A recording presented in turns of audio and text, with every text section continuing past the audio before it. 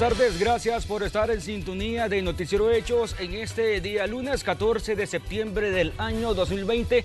Vamos con información de última hora y en desarrollo, y es que la Corte Federal falla a favor del gobierno del presidente Donald Trump en la decisión de acabar con el TPS para las personas, en ese caso que están adscritas a este beneficio, como El Salvador y Nicaragua. Además, de acuerdo a la información de última hora que están proporcionando los medios internacionales referente a este tema, también esta medida estaría afectando a Haití también y a Sudán. Se ha dado luz verde para que el gobierno del presidente Trump termine con el TPS. Sin embargo, habrá que esperar cuáles son las disposiciones, porque también recordemos que en el caso de El Salvador, este estaba hasta inicios de 2021. Así iniciamos con información de última hora que estaremos actualizando durante esta emisión de Noticiero Hecho. Celida, muy buenas tardes.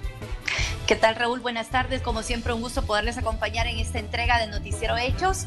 La información que tú compartías, pues vamos a estar muy pendientes porque sí podría tener graves repercusiones para miles de salvadoreños que actualmente están amparados a ese estatus y que viven en los Estados Unidos, y obviamente son una fuente de ingreso también para muchos salvadoreños acá en el territorio. Más adelante vamos a tener más información al respecto. De momento aprovechamos también para saludar a quienes nos acompañan desde nuestras plataformas digitales. Estamos transmitiendo en tiempo real a través de Facebook Live, y nosotros seguimos transmitiendo desde casa para reiterar ese llamado a que usted guarde las medidas de precaución y que siga acatando todas las normas de bioseguridad para evitar cualquier contagio de COVID-19. Vamos de inmediato con nuestros titulares.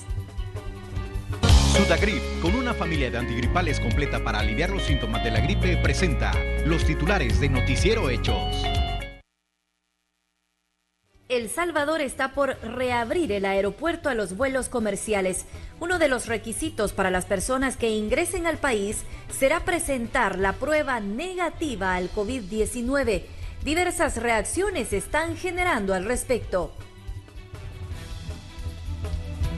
Los casos de COVID-19 continúan a la baja en el país. En las últimas 24 horas se reportaron 81 nuevos contagios, elevando la cifra a 27,000 personas infectadas y 788 fallecidas.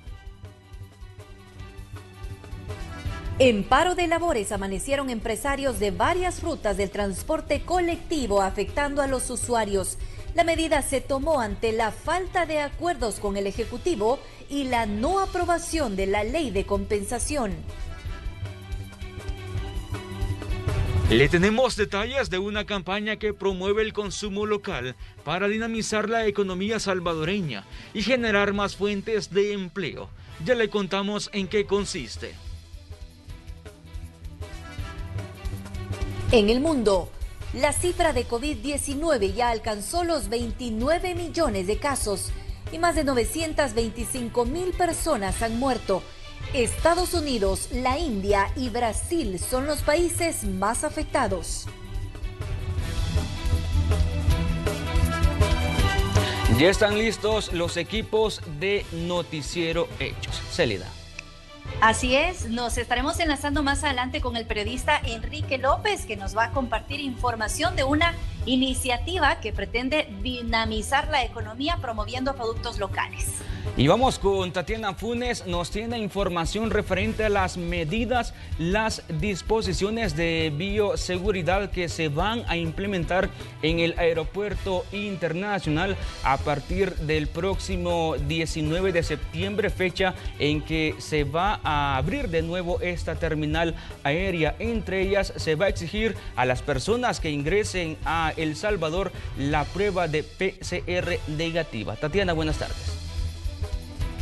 Muy buenas tardes. Efectivamente, a partir del 19 de septiembre, el aeropuerto internacional recibirá nuevamente vuelos comerciales. Ante esto, las autoridades exigirán que los viajeros tengan una prueba negativa de COVID-19. Y según el ministro de Salud, esta prueba deberá ser tomada en el país de procedencia de cada una de las personas que intenten ingresar al país.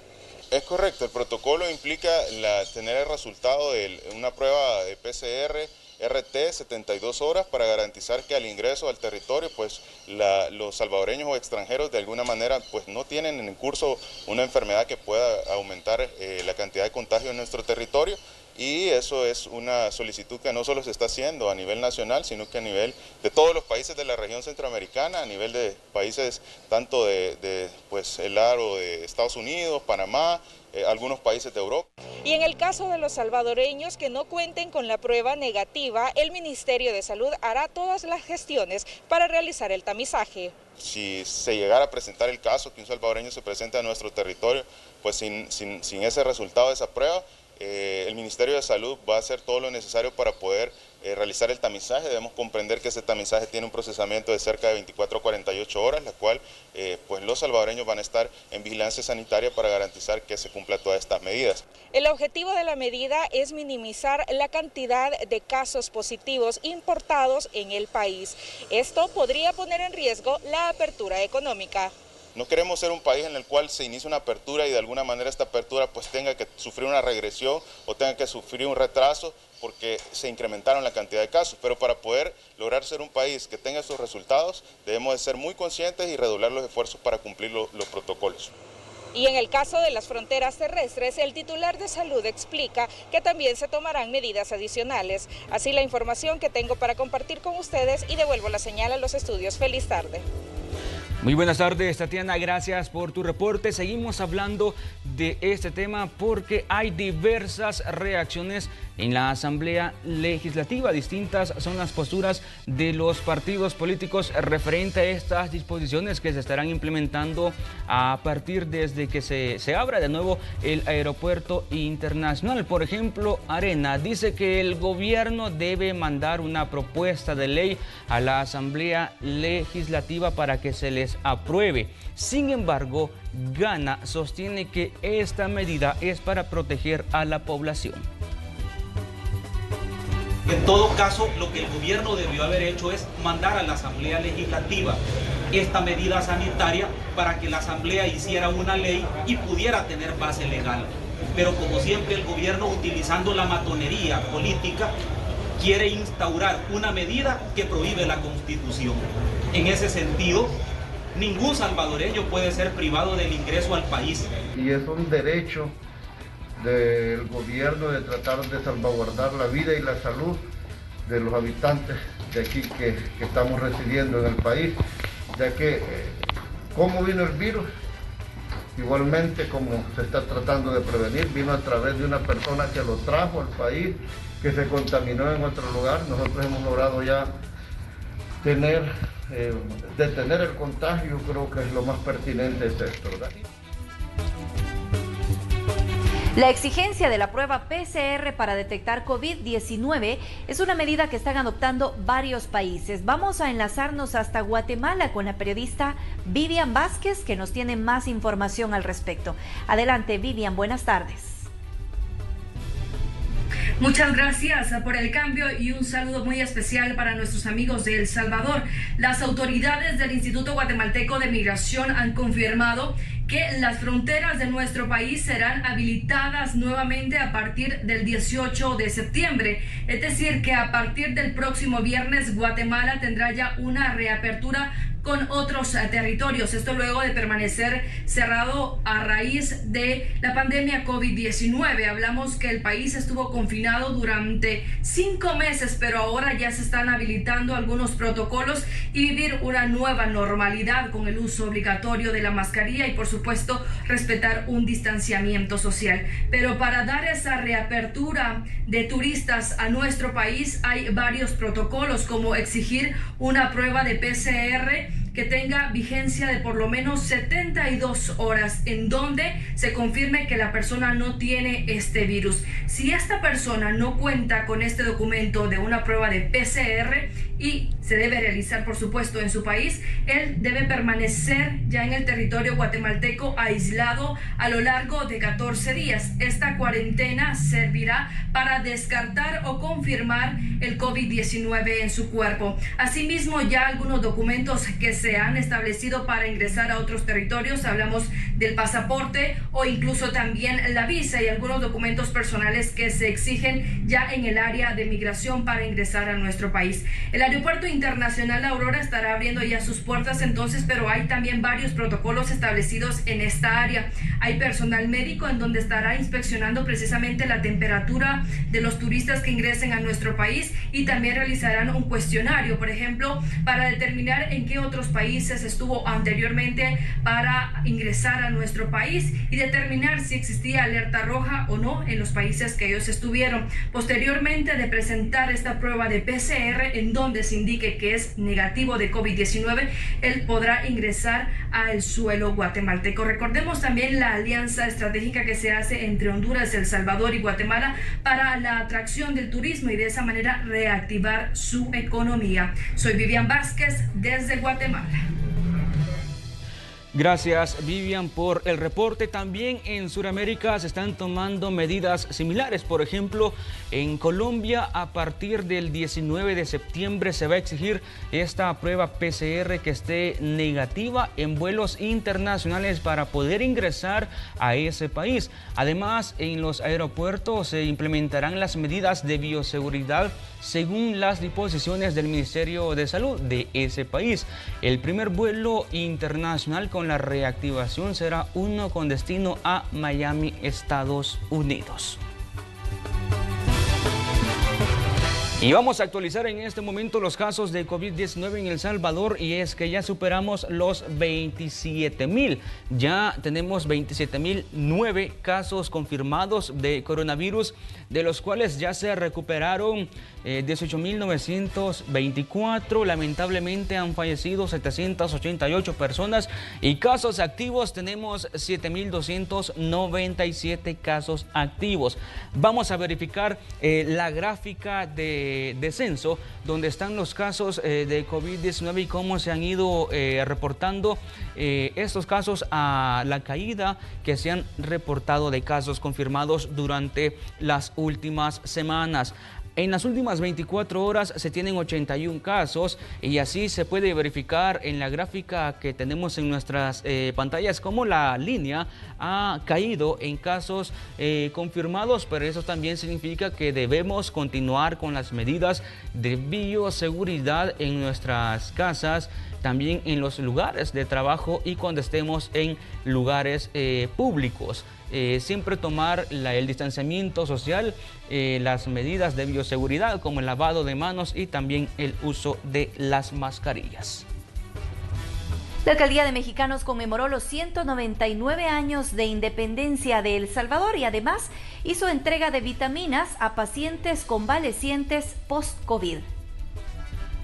Fueron 500 kits de medicamentos que entregó la Alcaldía de Mexicanos a los pobladores que ya superaron el COVID-19 como parte del programa Salud Comunitaria, el cual busca fortalecer el sistema inmunológico e identificar las zonas de mayor riesgo. Que es algo del post-COVID, que es algo después de lo más terrible que hemos tenido. Y el objeto de esto es a que no volvamos a esos momentos terribles, a que no haya un nuevo rebrote en nuestros mexicanos.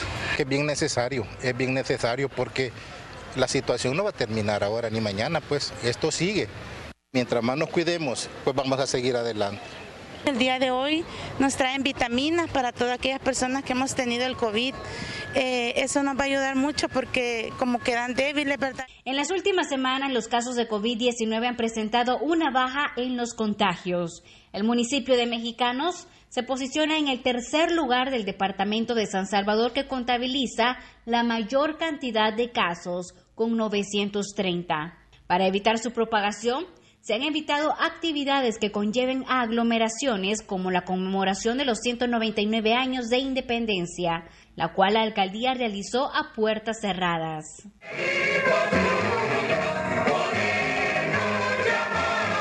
Estamos marcando quizás algo en la historia de Mexicanos una celebración pues que nos ha caracterizado siempre por ese civismo, ese patriotismo.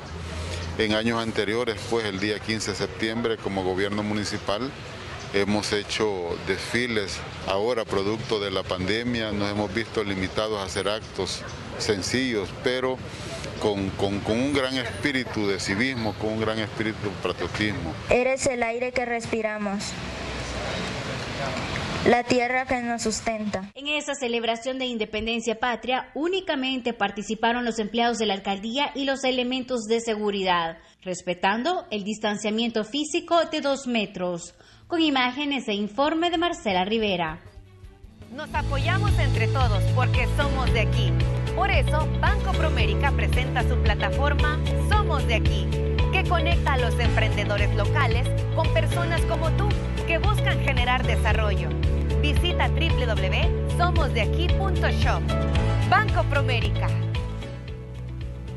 Y vamos a más información de este día. El sector industrial del país busca reactivar la economía a través de una campaña para incentivar a la población a consumir productos nacionales. El periodista Enrique López con el reporte. Adelante, Enrique.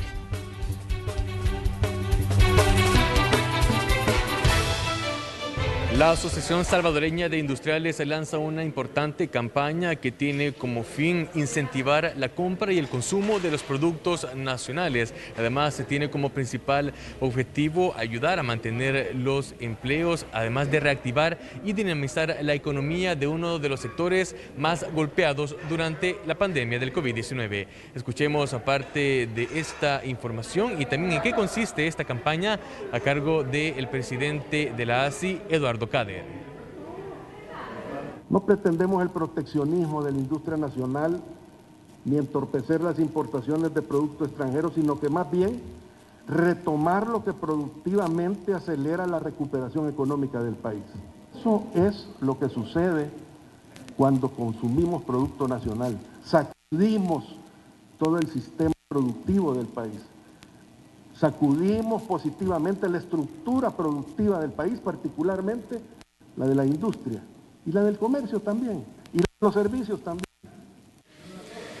De acuerdo al presidente de esta gremial, la comercialización de productos extranjeros únicamente dejan un 5% de ganancias en el país, mientras que con la comercialización de los productos nacionales, cerca de un 80% de las ganancias queda en cada uno de los empresarios. Esta campaña se empezará a implementar a partir de este 14 de septiembre, en la cual ya se han sumado diversas empresas nacionales y tiene como fin modificar la forma de compra de los salvadoreños y que prefieran lo producido en el país. El Salvador así avanza, no son palabras, significan algo y significan parte del esfuerzo que estamos nosotros haciendo para el país, para poder dar el primer paso adelante y esa unión signifique la posibilidad económica que pueda tener nuestro país. Debemos entender que detrás de cada producto salvadoreño hay familias, hay trabajo y debe de haber orgullo de lo que es hecho en nuestro país. La industria salvadoreña es una de las mayores generadoras de empleo en el país. Sin embargo, durante esta crisis económica se han perdido un poco más de 20,000 empleos, sobre todo en el sector textil y confección y también en el sector de alimentos. También datos importantes que han sido revelados durante esta conferencia de prensa es que justamente la industria salvadoreña representa el 22% de los empleos formales, además del 16% del PIB y representa el 97% de las exportaciones de El Salvador. Más detalles sobre esta importante campaña en la emisión de Hechos Estelar. Y a continuación queremos presentarle la historia de una docente universitaria que tuvo que buscar otras alternativas para salir adelante tras quedarse sin empleo a causa de la pandemia. La periodista Carla Goches nos tiene la información. Adelante, Carla, buenas tardes. Buenas tardes, exactamente. La pandemia del COVID-19 cambió la vida de miles de personas, pero muchas de ellas tuvieron que buscar el lado positivo de esta situación, emprendiendo sus negocios y no quedándose de brazos cruzados. Tengo el claro ejemplo de Alejandra Pacheco, que emprendió su negocio Bocaditos en medio de esta pandemia, una docente universitaria que dejó los salones de clase ahora por diferentes herramientas para crear postres, para crear helados y diferentes productos. Buenas tardes, estamos en vivo para Noticiero Hechos. ¿Cómo ha sido esta transición de docente ahora a emprendedora? Buenas tardes, un gusto. Pues fue un cambio totalmente diferente, pasar de regañar en los salones de clase a regañar en la cocina. Ha sido un cambio brusco que nos hemos tenido que adaptar todos por la pandemia. Bueno, perdí mi trabajo en una agencia de publicidad y bueno, los salones de clase se detuvieron por completo, todo se detuvo y en vez de quedarnos con los brazos cruzados y de tener el dinero ahí guardado, decidí invertir y pues qué mejor con algo que a mí me gusta, que es con la cocina y con las cosas dulces. Innovamos con el nombre y tratamos de ser siempre adaptado con nuevas recetas y adaptar todos los productos. Tenemos 4 meses de funcionar actualmente. Y bueno, gracias a Dios nos ha ido bastante bien. Estamos pensando a finales de octubre abrir otro local. Ya además de tener delivery en todo San Salvador, ahora tenemos también en Santa Ana y Metapán. Y bueno, los invitamos también a que sigan emprendiendo. ¿Cuáles son los productos que ustedes ofrecen como Bocaditos? Como Bocaditos ofrecemos de todo un poco. Tenemos helados artesanales que son sumamente ricos, desde helados de piña, helados de temporada. Le agregamos también tajín, que son chiles mexicanos, que también a las personas les ha agradado mucho. Tenemos postres como cheesecake, pay de limón, roles de canela, que en esta temporada ha sido el producto número 1 porque son sumamente ricos. Tenemos 3 leches, tenemos budín y bueno, para el mes patrio no podía faltar la quesadilla. Y dentro de poco también vamos a tener otros productos para que ustedes puedan llevar a domicilio o también nosotros se los llevamos con todo gusto. Bueno, muchas gracias. Bueno, este es un claro ejemplo de superación. Esta es la información que tengo para compartir con ustedes hasta este momento. El reporte completo se lo estaré presentando en la emisión estelar de Noticiero Hechos. Buenas tardes.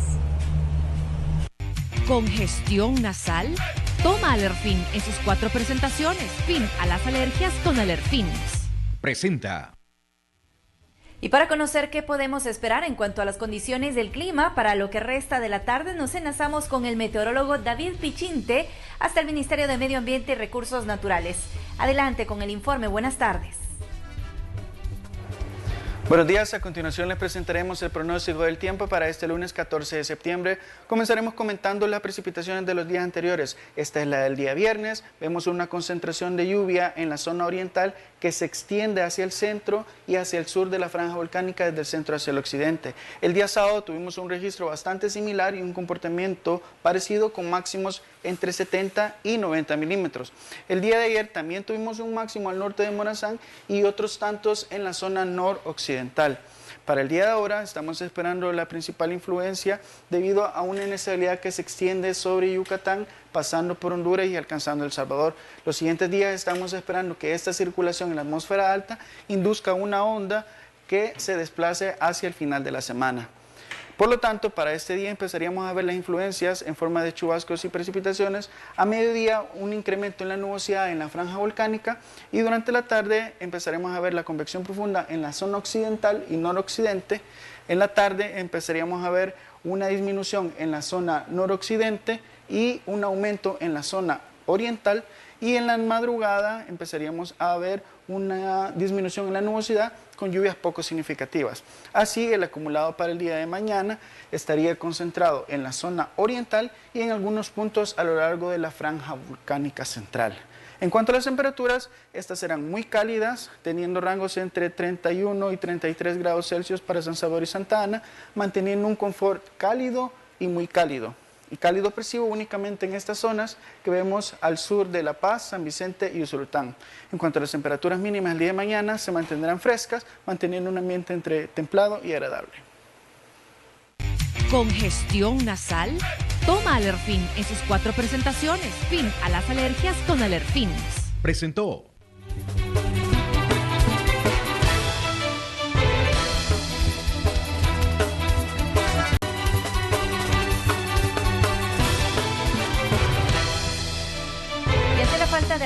con el gobierno y sin el pago del subsidio, transportistas amenazaban con un paro nacional este lunes, medida que pocos aplicaron.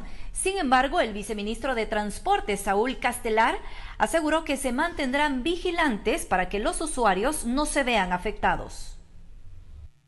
Delmi salió desde temprano de su vivienda para ir a trabajar. Su sorpresa fue al no tener un medio como desplazarse. La ruta 7C, que la llevaría a su destino, amaneció en paro este lunes. Que camina demasiado uno, porque usted sabe que ahorita el trabajo, no hay trabajo ahorita y se necesita ir a buscar trabajo, pero si no hay transporte me lo toca caminar.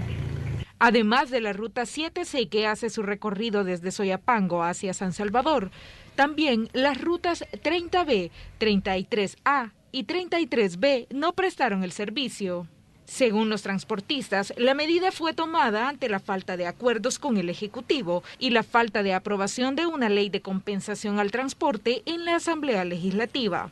El viceministro de Transporte, Saúl Castelar, sostiene que monitorean la situación y quienes no presten el servicio podrían ser sujetos a la cancelación de permisos. Las medidas principales que se toman en ese caso es garantizar un mecanismo alternativo para la población, para que pueda movilizarse y también proceder a los mecanismos para iniciar procesos sancionatorios que pueden devenir, que pueden terminar en la cancelación de permisos o la cancelación de concesiones. Transportistas que no apoyaron el paro confirman que los diálogos continúan con el Ejecutivo y ven viable que se liberen las tarifas con base a ciertos parámetros. Actual lo que nosotros creemos como gremial es que debe de existir una liberación de tarifas conforme a que el pueblo, ¿verdad?, se base en los salarios mínimos, su edades, recorridos, kilometraje recorrido. No debe de haber una tarifa universal, debe de haber una tarifa según la calidad del servicio que presta cada ruta. En cuanto a las denuncias de algunos usuarios sobre un supuesto aumento al pasaje, el empresario explica que para aminorar el impacto de la crisis han dejado de cobrar las tarifas intermedias en algunas rutas y el monto que los usuarios cancelan es la tarifa autorizada por el BMT. Tomar la decisión cuánto va a cobrar uno en un tramo corto, no saliéndose del marco de la tarifa autorizada por el gobierno. Fue un reajuste para compensar un poco donde nosotros estamos haciendo el esfuerzo de llevar solo centavos. Por ahora, el rumor de un paro nacional del transporte no se ha concretado, aunque si no se logran los consensos ni la aprobación del subsidio al transporte, la amenaza podría materializarse. Con imágenes de Gerardo Borja y Juan Castellanos, Tatiana Funes, Noticiero Hechos. Excel Taller Express te consiente. Escanea el código QR en tu pantalla y obtén un superprecio de cambio de aceite. Los servicios son realizados por técnicos certificados. Además, cuentan con 7 sucursales en todo el país. Aprovecha esta oportunidad. Haz tu cita al 2210-4200. Y este día el ministro de Gobernación, Mario Durán, informó que a la fecha el gobierno ya entregó $20 millones en concepto del pago de las pensiones para los veteranos y excombatientes del conflicto armado. Veamos. Desde el 11 de septiembre a la fecha, el gobierno ya desembolsó $20 millones en concepto de pago de pensiones para veteranos y excombatientes del conflicto armado, luego que el jefe de Estado, Nayib Bukele, sancionara la asignación presupuestaria de los $197 millones provenientes del préstamo con el Banco Interamericano de Desarrollo. O sea, llamo a mi equipo y les digo, por favor, pónganse en esto inmediatamente. Todo el día el Ministerio de Gobernación se dedicó en función de eso y se estaba anunciando en el primer día ya cómo se iba a generar todos los pagos. Al día de ahora nosotros tenemos ya casi 20 millones pagados. Y lo cual es muy importante, pues las familias van a poder estar recibiendo los 4 meses que se les adeudaba de manera inmediata. Yo hubiese querido que fuera desde el primer día, que si el pago se les hubiera dado a todos por igual, desde todos los...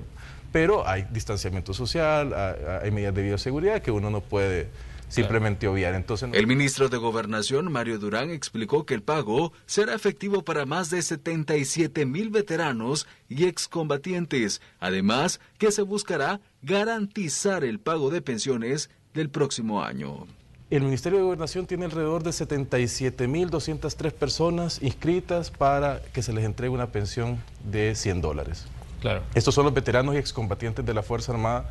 Y cuando ya en tiempos del gobierno del FMLN se dio una ley, una aprobación de ley, se les aprobó una pensión por $50. Por $50. Y en el gobierno de Nayib Bukele se le duplicó la pensión a $100. A la vez denunció que para la asignación presupuestaria del préstamo con el BID, los diputados buscaban manipular a este sector para culpar al gobierno. ¿Cuál era la intención, la lógica de los diputados de ARN y del FMLN? Bueno, son 77.000 familias que dependen de la pensión.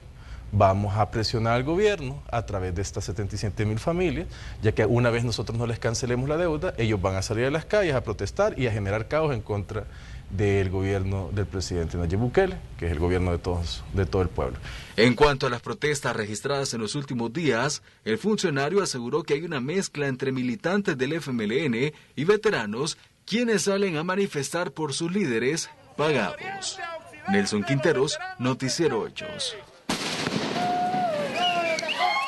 Y un hombre fue asesinado en la colonia Los Ángeles del cantón Cedro en Anámoros, La Unión.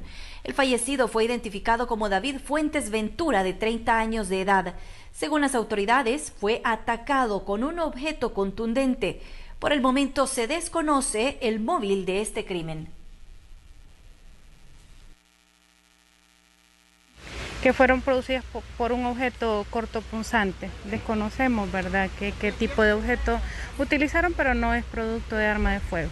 En este momento, como se inician las investigaciones, todavía desconocemos la versión de cualquier familiar en este momento. ¿En a qué se dedicaba la víctima? Era estudiante, según DUI.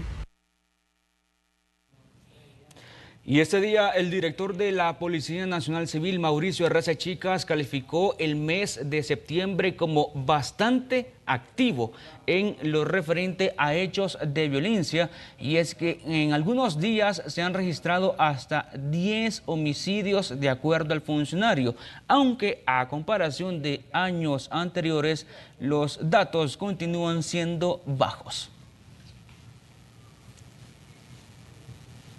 Bueno, el mes de septiembre ha sido un mes bastante activo. Sin embargo, para nosotros como Policía Nacional Civil informarle a la población salvadoreña, la cantidad de homicidios siempre va a la baja. Eso significa que el plan control territorial es un plan efectivo, los datos son irrefutables. Estamos hablando de un aproximado de 1.050 vidas que se han salvado durante este año.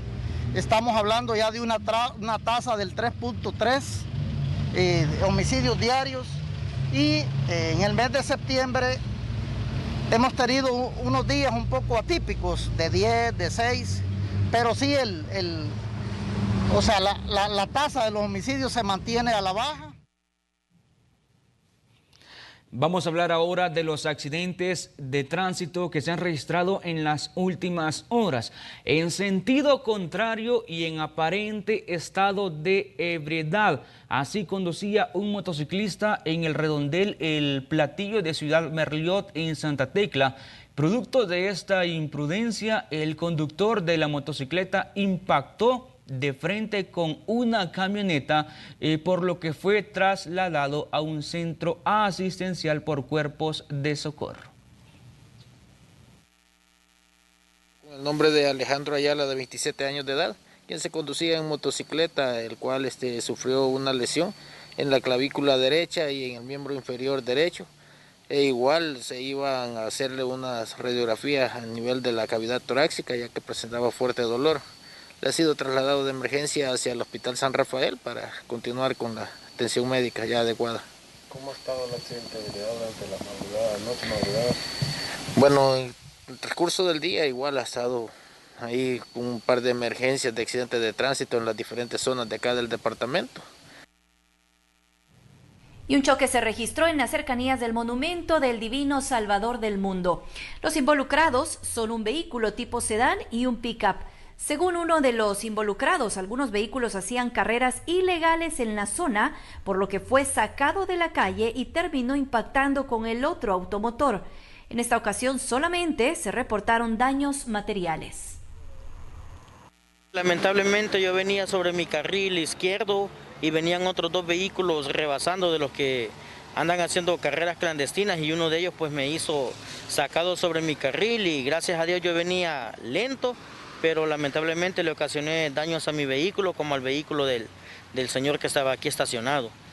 Yo creo que sería prudencial pues que hubiera más presencia policial acá, y pues para detener a todos estos que andan haciendo carreras clandestinas, que muchas veces ocasionan hasta pérdidas humanas. Gracias a Dios en esta ocasión no fue el caso, pero hay en ocasiones que por culpa de ellos hay vidas que se pierden. Vamos a pasar a la siguiente información, y es que el Centro de Estudios Ciudadanos de la Universidad Francisco Gavidia presentó los resultados de una encuesta preelectoral en la que se entrevistó a 1.305 personas. Una de las interrogantes era si estaban decididos a votar en las próximas elecciones de alcaldes, diputados y Parlamento Centroamericano.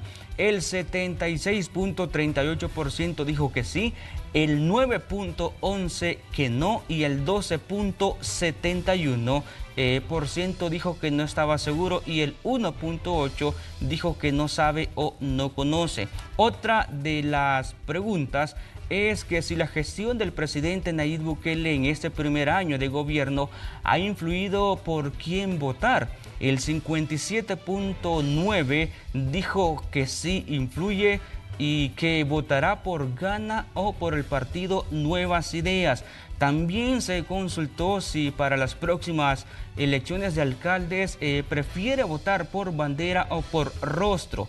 El 51.4% dijo que votará por rostro y el 34.5% por bandera. Otra de las preguntas es en relación si a los casos de supuesta corrupción del gobierno destapado por varios medios de comunicación afectarán al partido Nuevas Ideas en las elecciones. El 33.8% dijo que sí y el 52% que no. Respecto a la nota del presidente Nayib Bukele por el manejo de la pandemia es de 8.67%, mientras que la nota que le da la población al ministro de Salud, Francisco Alaví, es de 8.48. En la encuesta también se evalúa los medios de comunicación y Canal 12 obtuvo una nota de 6.44, colocándolo en la primera posición de los medios televisivos de mayor confianza para la población. Así parte de los datos de esta encuesta.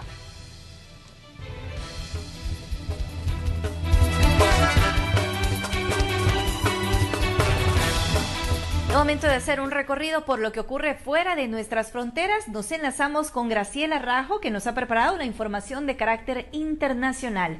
Adelante, Graciela, buenas tardes.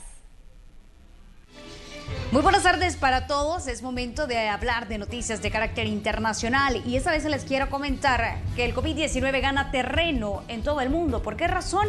El fin de semana se registró una nueva cifra récord de casos según la Organización Mundial de la Salud en tan solo 24 horas. Fueron 307.930. Se trata de la segunda vez que esta organización internacional compila estas cifras, que el número de casos ha superado los 300.000. El 6 de septiembre, recordemos, el conteo alcanzó los 306.857 personas. El domingo, 5.537 fallecieron como consecuencia de la enfermedad, 246 menos que la víspera, lo que lleva a un total de casi 922.000 decesos.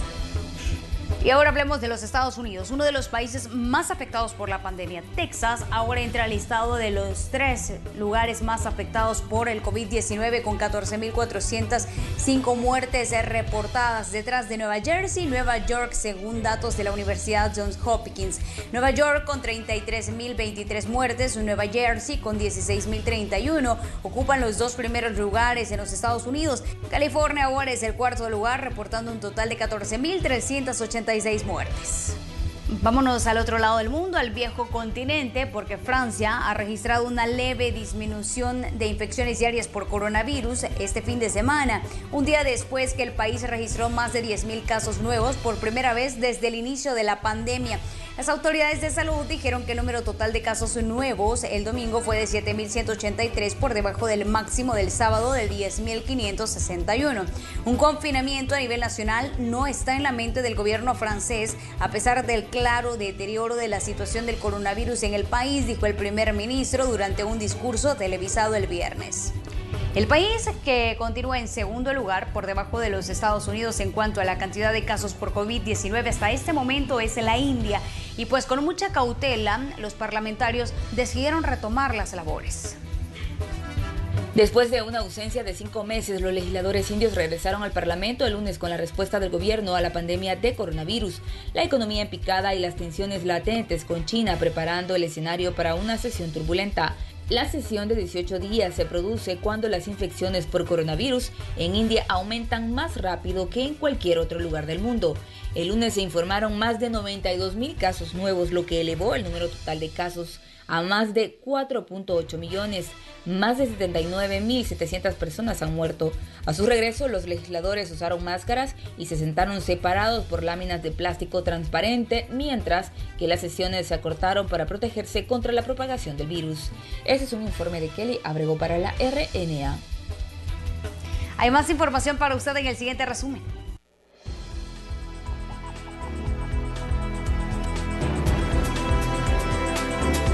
Tras 6 meses sin clases, más de 1,5 millones de alumnos catalanes volvieron a las aulas este lunes en medio de estrictas medidas de seguridad para evitar el contagio del coronavirus. Casi 1,5 millones de estudiantes portugueses regresaron a la escuela en todo el país tras semanas de intenso debate entre políticos, profesores y padres de familia sobre cómo sería el regreso. Miles de personas salieron a las calles de Minsk para protestar contra el presidente Alexander Lukashenko por 5º fin de semana consecutivo. Las imágenes muestran a un gran grupo de personas avanzando hacia la residencia presidencial. Según los informes, más de 400 personas fueron detenidas durante la protesta. Este es un informe de Kelly Abrego para la RNA.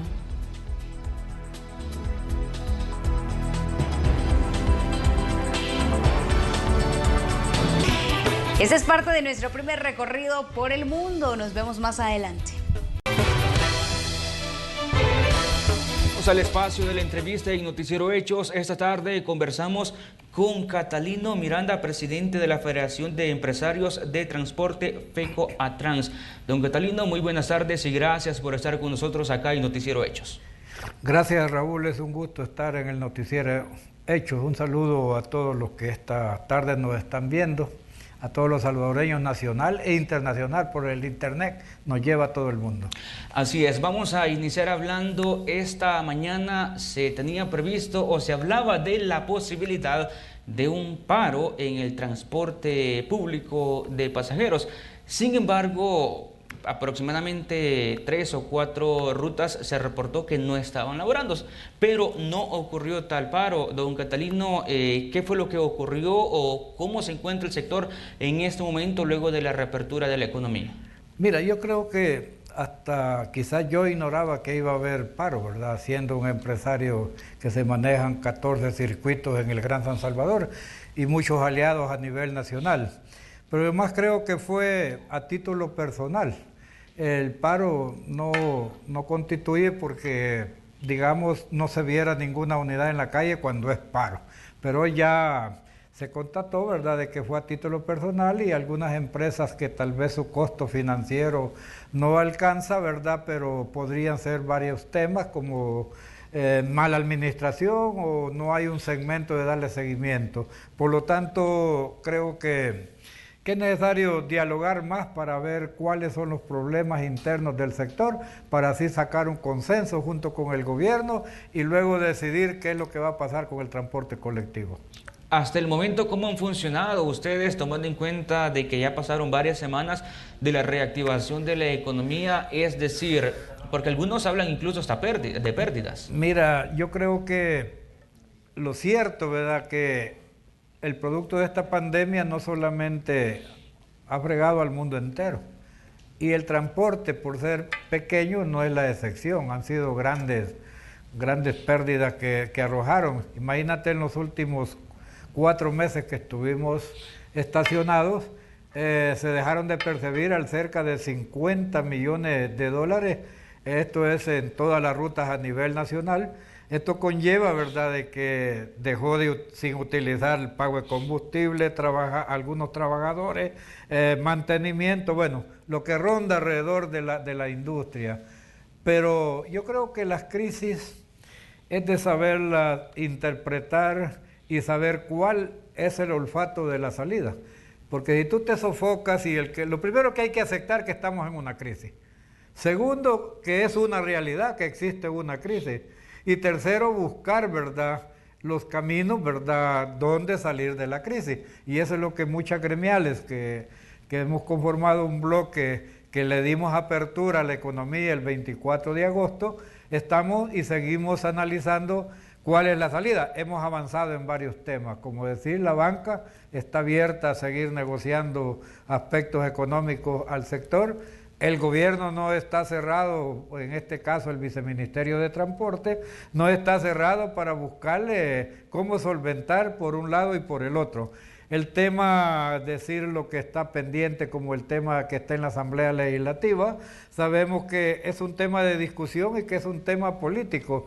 Hablar de compensaciones y hablar de tarifas son temas complicados, tanto para el político, porque ellos consideran que es un impacto social muy grande. Para nosotros sabemos que tenemos un impacto económico muy grande y que hay que buscarle solución. Esperamos que en esta semana los diputados de diferentes fracciones se sumen a darle una solución al pueblo salvadoreño, porque así se llama la ley, estabilización de tarifa. Hoy por hoy, ¿verdad?, no hay una ley que prohíba, ¿verdad?, la liberación de tarifa, porque muchos piensan, mire, tarifa técnica. En mi concepto como empresario y como dirigente gremial, mi concepto es que no existe la tarifa técnica, sino que en este momento, como se encuentra el sector, lo que se puede buscar es una liberación de tarifa, construir una tarifa social sostenible con el tiempo, donde pueda el pueblo resistir esta vasta economía y los transportistas puedan pagar el mantenimiento, pago de planillas y otros costos que tiene el transporte para que esto se mueva. Es decir, pero la propuesta que se tiene en este momento en la Asamblea no contempla la liberación de la tarifa. No, porque ese es un tema que se ve primero en el Viceministerio junto con el MOC y luego pasa a Economía. Por eso hablar de la tarifa técnica, kilómetro recorrido y otros aspectos es a largo tiempo. Y lo que hay premura es ahora es cómo sacar el sector adelante. Es decir, la compensación es un insumo, incentivos por parte del gobierno es otro insumo, tocar el tema, decir, económico sobre el tema bancario es otro insumo. Lo que hoy está pasando ahorita es que no está trabajando al 100% la población, en este caso la empresa privada no está al 100%, la micro, la mediana empresa no está al 100%, estamos entre un 45 a un 50%. También el otro insumo que se suma a esto es que tú sabes que este año las universidades terminaron, los estudiantes, que es un producto, por decirlo, es que le da producción a las empresas del transporte, tampoco ya terminaron su año escolar. Y todo esto, ¿verdad? Por eso te hablaba, el que no acepta, ¿verdad?, que estamos en una crisis, puede quedarse perdido en la crisis, sino que hay que buscar, hay que seguir con el gobierno insistiendo que hay una necesidad. No hay necesidad ni de decirlo a los cuatro vientos.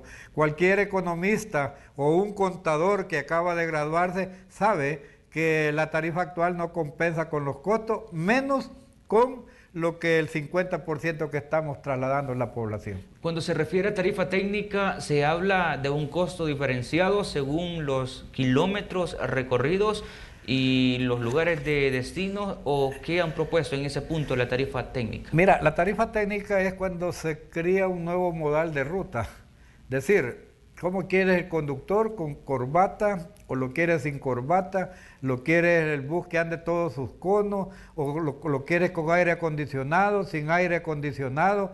con tarjeta para poder pasar el pago. ¿Cómo quieres el servicio? Este servicio te cuesta tanto. Esa es una tarifa técnica.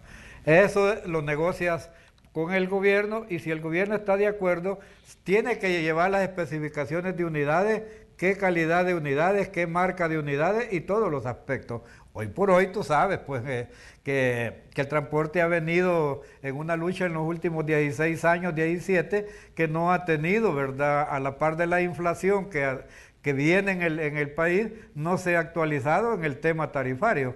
Por ende, no puede existir una tarifa técnica en el momento, en la situación que estamos, pero sí pueden haber tarifas, ¿verdad? Liberación de tarifas o construir una tarifa técnica, o una tarifa social sostenible con el tiempo, donde la población no sea golpeada económicamente demasiado y los transportistas puedan darle mantenimiento a su flota mientras se atraviesa una crisis. La propuesta de decreto que se encuentra en este momento en la Asamblea es básicamente la compensación que ya han estado recibiendo y que por el momento no tienen porque no hay ley, y también los obliga a la colocación de GPS y otras medidas en las unidades. Mira, yo creo que nada de lo que tú ves ahí es imposible de hacer. Nada, en absoluto, hablar de GPS, hablar tarjetas prepago, hablar de renovación de flota, eso no es nada imposible para un empresario y está perfectamente bien. Lo que es difícil, ¿verdad?, llegar a conclusiones junto, ¿verdad?, con el gobierno, es cuánto cuesta para elaborar cada cosa que se va a hacer. Entonces, desde ahí nace, ¿verdad?, que queda, digamos, la tarifa social sostenible, que podés quitarle insumos a ciertas cosas para poderle darle viabilidad al costo de mantenimiento de flota. Pero yo creo que los diputados, con la experiencia que tienen y por los últimos años que han manejado las compensaciones, saben hasta dónde pueden otorgarle al gobierno y a los transportistas un montón de aplicaciones que no se van a cumplir con el tiempo. Entonces los diputados creo que juegan un rol muy importante en este momento para poder dirimir, ¿verdad?, ese decreto que estabiliza las tarifas de la compensación. Por lo tanto, yo creo que en este momento lo mejor, el 70%, si verdaderamente, ¿verdad?, como así lo llaman, ¿verdad?, los diputados, los políticos, que no quieren tarifa para la población, pues hoy es momento que puedan decirles, mire, vamos a aprobar el decreto, porque el decreto, si tú recuerdas, hubo un pequeño, ¿verdad?, discusión con el gobierno, algunos compañeros dijeron, pues no nos den la compensación a nosotros, dérsela al pueblo y que liberen la tarifa para que el pueblo pague la tarifa que debe de ser dentro de las unidades del colectivo. El gobierno dice, no hay liberación de tarifa y vamos a dar compensación. Pues entonces los diputados deben de analizar a profundidad, deben de hacer su análisis y darle esa oportunidad al pueblo de mantenerse la tarifa. Nosotros vamos a seguir negociando con el gobierno, buscando los aspectos de lo que ya hablamos, que es la liberación de tarifa, la tarifa técnica por medio de kilómetros recorridos, calidad de servicio, qué es lo que quiere la población en diferentes rutas, y creo que los empresarios sí estamos aptos para cumplir estas alternancias. Es decir que, por un lado, en términos generales, están en negociaciones en este momento con el gobierno en este punto, en el caso de la tarifa, y por el otro lado, en la Asamblea, que también se apruebe el decreto de la compensación económica. ¿Con quiénes se van a reunir en los próximos días de estos sectores? Mira, reunirse, ¿verdad? Hoy hay convocatorias para reuniones en la tarde, pero con el gobierno. Sí, con el gobierno, ¿verdad? Para tocar puntos, porque nosotros no hemos dejado de reunirlos. Lastimosamente algunos, ¿verdad? Estamos ya ocupadas la tarde en algún otro aspecto y no vamos a poder estar, o algo otro, ¿verdad?, que vienen de lejos y no van a poder estar. Pero con la Asamblea Legislativa, esto es un tema, ¿verdad?, donde hay cuatro emblemas muy conocidos en este tema. Está la población, están los empresarios, está la Asamblea Legislativa y está el gobierno. ¿Quién es el beneficiado en este momento si le dan la compensación a la población por medio de los empresarios? Es el 70% que viaja en el transporte. Luego nosotros volvemos porque no ha cerrado la mesa de diálogo, tenemos una mesa técnica donde se hablan de todos los aspectos, el económico, el social, del servicio, la capacidad, kilómetros recorridos y otros aspectos más. Creo que el gobierno y la población quieren mejoras en el transporte, pero esto todo pasa en la área económica. No podemos hacer milagros con 20 centavos, no podemos hacer milagros con 25 centavos en una tarifa.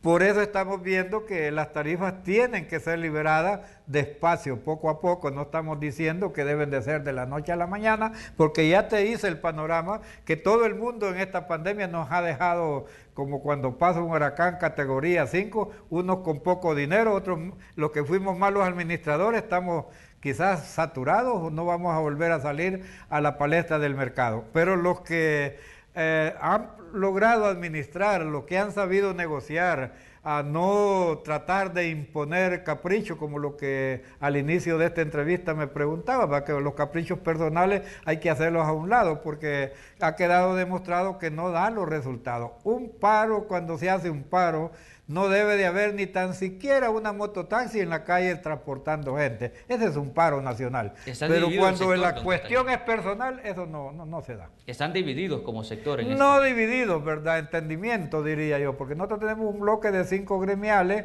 que tuvimos el valor, ¿verdad?, suficiente de abrir sin condiciones con el gobierno. Absolutamente nada. Dijimos, vamos a abrir la economía porque sabemos que somos empresarios y las demás empresas no pueden abrir sus puertas si no está la conectividad del transporte colectivo. Dimos ese gran paso. Hoy sabemos que hay una crisis, pero el gobierno no ha cerrado la puerta para decirles, miren, nos ha ido abierto puertas entre los bancos para poder negociar nuestras deudas antiguas, nos ha mandado el decreto a la Asamblea Legislativa donde se prorrogue la compensación. No está cerrado a futuro, ¿verdad? En un corto, mediano plazo, revisar los pedidos que todas las gremiales han hecho. Por lo tanto, creo, ¿verdad?, de que la negociación es el principio humano que deben tener las personas. Yo siempre lo he dicho en mis 17 años que fui gremialista, de los que se vieron varios problemas hace 10 años, 8 años, que era muy distinta la situación. En realidad, cuando hacíamos la huelga y los paros eran muy violentos y fuertes, pero yo siempre tengo un dicho popular, Raúl, de que dice, ¿verdad?, primero el diálogo, la comprensión, y por último, pues no queda de otro más que guardar las cósteres y los buses dentro de los predios. Pero eso todo pasa por un acuerdo nacional de gremiales, no un capricho personal de 2 o 3 personas. Queremos agradecerle, don Catalino, por haber estado con nosotros acá en la entrevista de Noticiero Hechos. No, hombre, muchas gracias a ustedes. Para mí es un gusto, pues que el tiempo se va rápido. Quisiera explicar todos los problemas que uno tiene, pero lastimosamente así es la tecnología hoy. Muchas gracias al Noticiero Hechos por estar al aire hoy, este día. Muchas gracias. Vamos a un corte.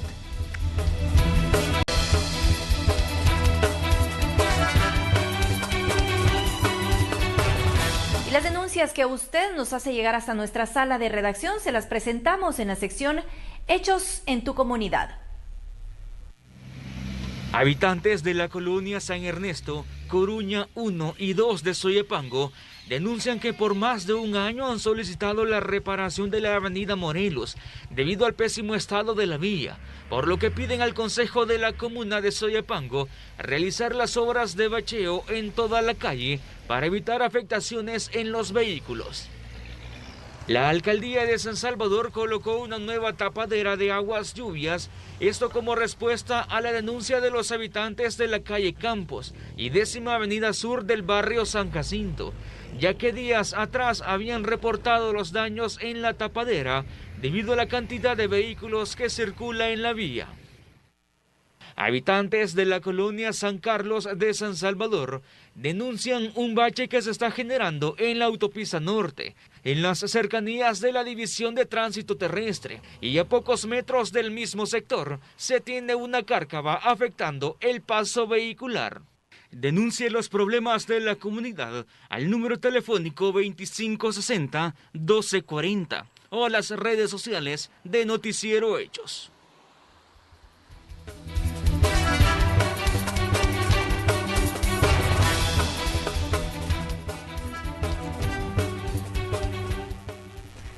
Muy buenas tardes, amigos televidentes. Es como siempre un placer saludarlos en este inicio de semana a través de la pantalla de Canal 12. Hoy en los deportes tenemos mucho de qué hablar, sobre todo de este épico encuentro de Dominic Thiem, que se ha coronado como rey del US Open en un partido que fue sumamente disputado.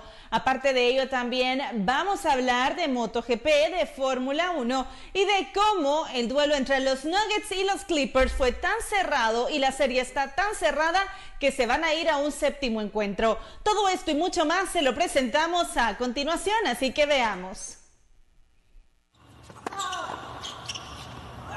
En un partido no apto para cardíacos, en los que hubo hasta una remontada épica, Dominic Thiem conquistó el US Open, el primer Grand Slam de su carrera tras remontar los dos primeros sets a Alexander Zverev e imponerse en un inédito tiebreak por 2-6, 4-6, 6-4, 6-3 y 7-6. Una remontada que en el Grande de Nueva York no se había visto en 71 años. Este título fue el primero de Grand Slam conseguido por Thiem, de 27 años, que jugó su cuarta final de un torneo mayor, la segunda consecutiva después de que el pasado enero disputara la del Abierto de Australia y perdiera frente al serbio Novak Djokovic. Y un día antes, Naomi Osaka lograba llevarse el Abierto de Estados Unidos al derrotar a la bielorrusa Victoria Azarenka por 1-6, 6-3 y 6-3 y levantar el trofeo por segunda vez en 13 años. En un torneo sin la asistencia de público debido a la pandemia del COVID-19, la cuarta cabeza de serie japonesa no dejó que las circunstancias inusuales la distrajeran para ganar su tercer título de Grand Slam en un partido sólido. El inglés Lewis Hamilton, 6 veces campeón mundial de Fórmula 1, se impuso en el Gran Premio de la Toscana, Italia, por la 9ª carrera del año, que celebró las 1000 participaciones de la escudería Ferrari en la categoría reina del automovilismo. Hamilton se impuso en una carrera muy accidentada, con varias resalidas, y aventajó a su compañero de Mercedes, el finlandés Valtteri Bottas, que llegó con un crono de más de 4.880, y Alexander Albon, que fue más 8.064, que terminó tercero con su Red Bull. El autódromo italiano de Mugello albergó una carrera extenuante para todos los pilotos. El italiano Franco Morbidelli de Yamaha se adjudicó este domingo su primera victoria en MotoGP en el Gran Premio de San Marino, mientras que su compañero francés Fabio Quartararo abandonó tras una caída y perdió el liderato en beneficio de Andrea Dovizioso de Ducati. Morbidelli es el quinto vencedor distinto en las 6 pruebas celebradas hasta el momento en la temporada de MotoGP, ya que antes se impusieron el francés Quartararo en Jerez y Andalucía, el sudafricano Brad Binder en República Checa, el italiano Dovizioso en Austria y el portugués Miguel Oliveira en Red Bull Ring de Estiria. Los Nuggets volvieron a dar el golpe y emparejaron la serie 3-3 tras su victoria sobre los Clippers, por lo que habrá juego 7 entre ambos equipos que buscan su pase a la final de Conferencia Oeste de la NBA. En los 2 primeros cuartos, la franquicia de Los Ángeles sacó una diferencia de 17 puntos, por lo que muchos ya suponían una final Clippers versus Lakers. Sin embargo, Nuggets demostró que va en serio en estas semifinales y terminaron ganando por varios puntos de diferencia para forzar a un séptimo juego entre ambos equipos, que se llevará a cabo el próximo martes. De momento, los Lakers de LeBron James y Anthony Davis aguardan por conocer a su rival en la final de la Conferencia Oeste de la NBA 2020. Esto ha sido todo en los deportes. Deseo que pasen una feliz tarde. Cuídense, bendiciones, nos vemos mañana. La tormenta tropical Sally se encuentra a poco tiempo de tocar tierra en los Estados Unidos, cerca de Nueva Orleans, el martes por la mañana, ya siendo un huracán categoría 2. Las imágenes que usted ve en pantalla son las imágenes satelitales del recorrido y el trayecto que podría tener. Ya se han emitido advertencias de huracán desde Morgan City, también Luisiana, al este de Ocean Springs, Mississippi, incluidos Nueva Orleans, porque Sally continúa fortaleciéndose en todo el Golfo de México con vientos sostenidos de 96 kilómetros por hora.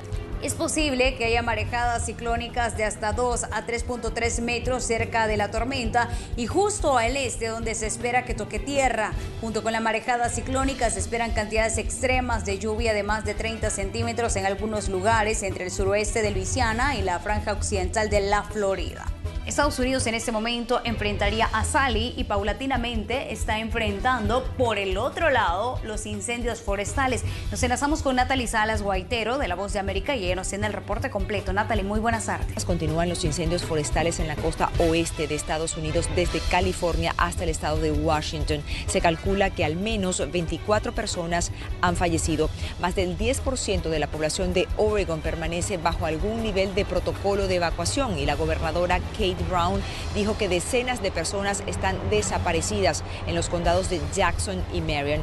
En algunas partes de California, el gobernador Gavin Newsom emitió órdenes de evacuación y se calcula que más de 68,000 personas han tenido que dejar sus hogares en esta entidad. Mientras el gobernador de Washington, Jay Inslee, culpó de este desastre natural a la acción humana de los últimos años que ha provocado un cambio en el clima de manera drástica. En otras informaciones, la compañía farmacéutica AstraZeneca, junto con la Universidad de Oxford, reanudó los ensayos clínicos para la vacuna contra la COVID-19 tras la confirmación por parte de la Autoridad Reguladora de la Salud de Medicamentos de que era seguro continuar con el proceso.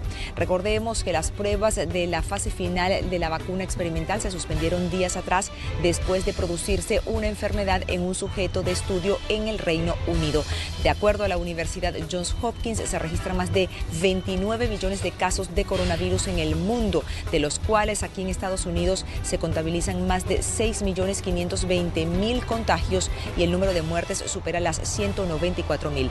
Y finalmente se espera que la tormenta tropical Sally se convierta hoy en huracán, según el Centro Nacional de Huracanes con sede en Miami. Sally perdió velocidad a medida que avanzaba hacia la costa del Golfo de Estados Unidos, aumentando el riesgo de fuertes lluvias, marejadas ciclónicas peligrosas e inundaciones en una región que se extiende desde Morgan City en Luisiana hasta Ocean Springs en Mississippi. Desde Washington, con la agenda informativa del día, soy Natalie Salas Guaitero de La Voz de América.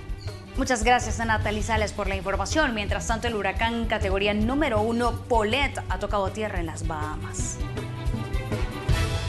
El huracán Paulette tocó tierra en las Bermudas la madrugada del lunes como una fuerte tormenta de categoría 1, pocas horas después de que el territorio británico cerrara escuelas, agencias gubernamentales y puertos aéreos y marítimos.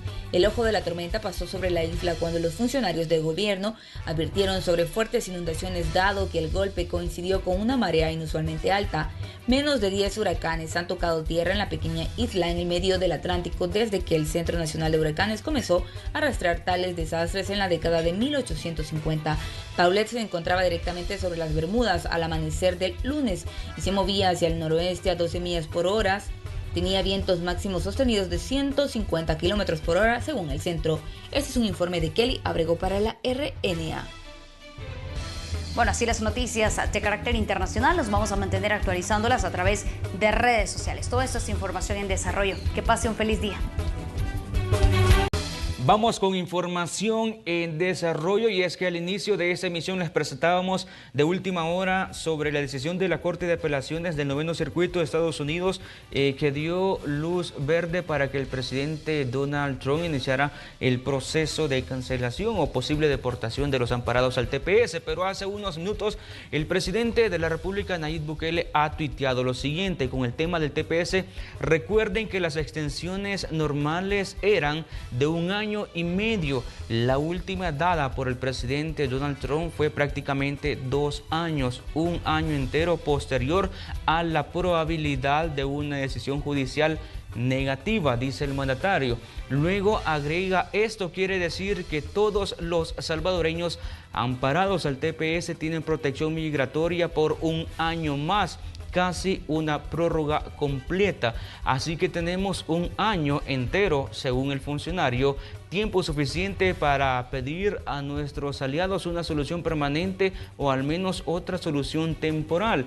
Y además agregó que las relaciones con Estados Unidos son más fuertes que nunca y el año pasado negociamos, dice Bukele, a un año extra si venía una resolución judicial negativa. En ese tiempo se nos atacó y se dijo que no fue la Casa Blanca sino la resolución de un juez federal la que nos protegió. Son parte de los tweets que ha publicado hace unos minutos el presidente de la República. Nosotros estaremos ampliando en las diferentes emisiones de Noticiero Hechos sobre este importante tema, también a través de las redes sociales. Así finalizamos la emisión de este día. Vamos con Célida Magaña. Gracias, Raúl. Así concluimos esta entrega de Noticiero Hechos. Como siempre, un placer haberles acompañado. Permanezca en sintonía de Canal 12. Por nuestra parte será hasta mañana. Buenas tardes. Buenas tardes.